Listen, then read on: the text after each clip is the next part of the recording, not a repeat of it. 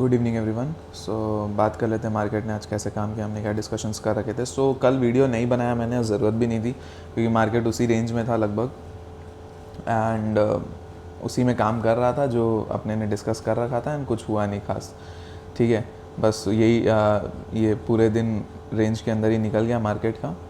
आप मानो जैसे यहाँ पे कहाँ गया, 8 जुलाई ये रहा, ये था राइट, यहाँ पे ओपनिंग हुआ एंड यहाँ से फिर नीचे ट्रेंड लाइन के आसपास सपोर्ट और फिर डाउन अप साइड। तो ट्रेंड लाइन तो आपको पता ही है, मैंने बता ही रखा है आपको ट्रेंड लाइन को यूज़ करने का।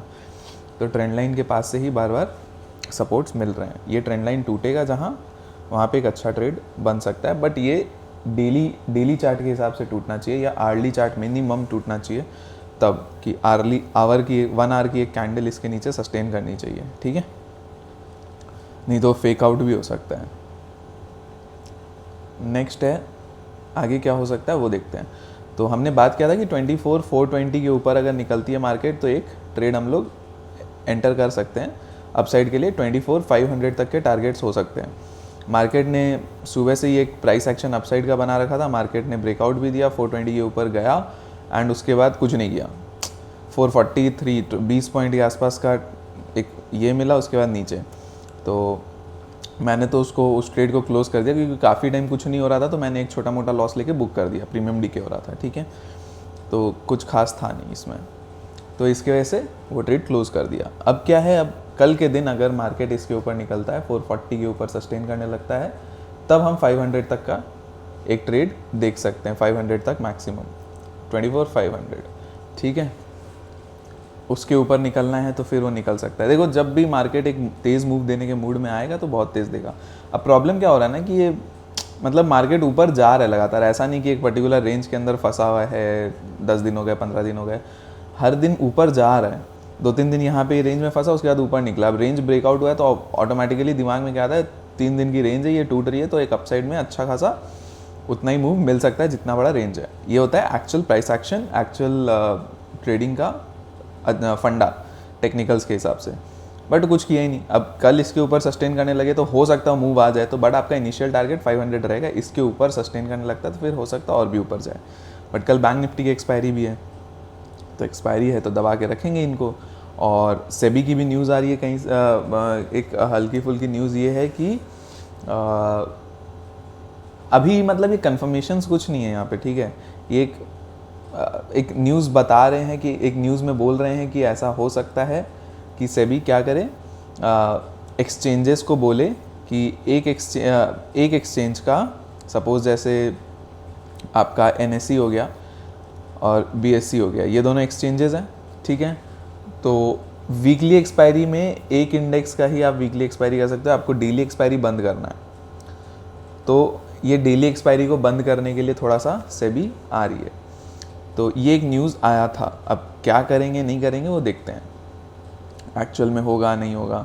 मुश्किल है होना, क्योंकि क्या होता है, बड़े कॉरपोरेट्स एक्सचेंजेस इनकी कमाई है डेली एक्सपायरी में, तो सेबी के उड़ते उड़ते न्यूज़ आ सकते हैं, लेकिन करना थोड़ा टफ रहेगा। क्योंकि आप अगर आप डेली डेली एक्सपायरी कर रहे हो तो आप जो कमाई कर रहे हो वो स्टार्टिंग से ही आपका बात हो के ही हुआ है राइट, कि आप सेबी के अप्रूवल से ही आपने सब कुछ किया है।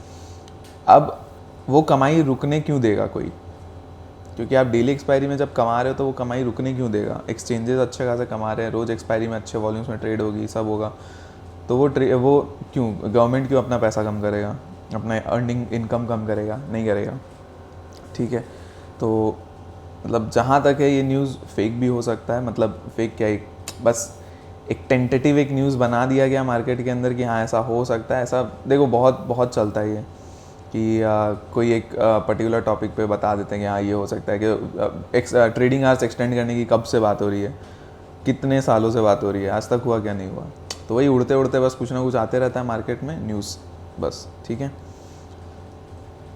तो नेक्स्ट आते हैं अपने क्या लेवल्स हो सकते हैं। निफ्टी में तो आपको बता ही दिया। डाउन साइड में क्या है, डाउन साइड में देखो ये 360 का लेवल मार्क कर लो, इसके नीचे अगर हम निकलते हैं तो इस ट्रेंड लाइन तक आ सकते हैं। वो कब निकलेंगे उस पर भी डिपेंड करता है। अब जैसे यहाँ पे ट्रेंड लाइन आ रही है, यहाँ से एकदम स्लोली यहाँ पे आ रहा है, तो आ ही जा रहा है 360 के नीचे 350 340, 20 पॉइंट के लिए थोड़ी बैठोगे, फिर ट्रेंड लाइन टूटने का ही वेट कर लेना।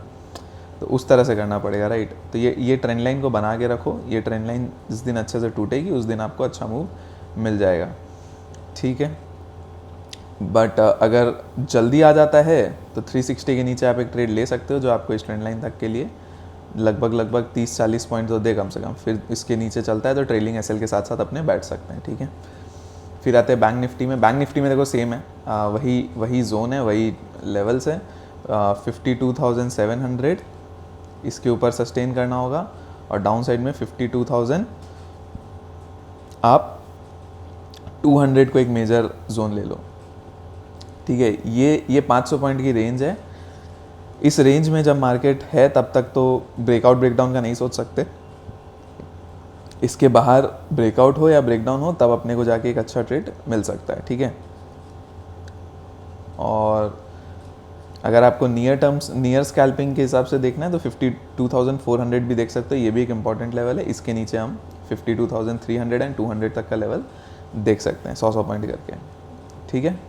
तो ये एक है अपसाइड, तो केवल 52,700 के ऊपर सस्टेन करने के बाद ही। तो ये अगर ये कर जाता है तो 53,000 भी देख सकते हैं, और उसके ऊपर गैप भी फिल करने आ सकते हैं, ठीक है। नेक्स्ट आते हैं फिन निफ्टी में। फिन निफ्टी की आज एक्सपायरी थी, एज यूजुअल बैंक निफ्टी और फिन निफ्टी को घुसेड़ दिया रेंज के अंदर। तो फिन निफ्टी में देखो ये 680 का लेवल है, 680 के ऊपर सस्टेन करने लगता है तो आप अपसाइड में निकलोगे, आपको 800 तक के टारगेट्स देखने को 840 880 तक के टारगेट्स देखने को मिल सकते हैं, गैप फिल हो सकता है, ठीक है। डाउन साइड में क्या है, डाउन साइड में ये लेवल मार्क कर लो 480 का, तो 23,480 ये रेंज का बॉटम है। इसके नीचे हम निकलते हैं तो यहाँ से अपने शॉर्टिंग करके चल सकते हैं। 23,400 फर्स्ट टारगेट, फिर 300 तक भी आ सकते हैं, ठीक है। बट लेवल टू लेवल, ऐसा नहीं कि 300 ऐसे ही आ जाएंगे। ये 400 तो है ही, इसके नीचे आपका 360 इंपॉर्टेंट लेवल है। उसके बाद कहीं आता है तो फिर 300 एंड उसके बाद 240 तक भी आ सकते हैं, ठीक है। तो 480 के नीचे आपका 400 फिर 400 360 एंड फिर इम्पॉर्टेंट लेवल जो आपका है 300 एंड उसके बाद 240 तक आ सकते हैं, इस तरह से, ठीक है। एक्सपायरी है कल, एनी साइड गेम हो भी सकता है एंड रेंज में भी रख सकते हैं, जो यूजुअली हम देखते हैं मार्केट में, ठीक है।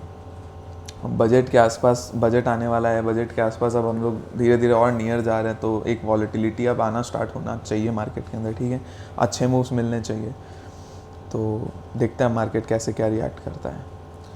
तो ये हो गया अपना एनालिसिस ख़त्म। आपको पसंद आया तो चैनल को शेयर करिएगा, वीडियो को भी शेयर करिएगा, सब्सक्राइब कर दीजिएगा चैनल को एंड वीडियो को लाइक करके चलिएगा। इम्पॉर्टेंट है ये तीनों करना हमारे लिए, एंड आपको भी अगर मज़ा आता है, सीखने को मिलता है एंड सब मतलब आगे और लर्न करना चाहते हो कि हम वीडियोस ऐसे ही बनाएं और आपको और लर्निंग देते रहें, तो करिए, ठीक है। ग्रोथ होगी, फैमिली बढ़ेगा, तभी मज़ा आएगा। आपके साथ साथ और भी लोग सीखें, क्या दिक्कत है।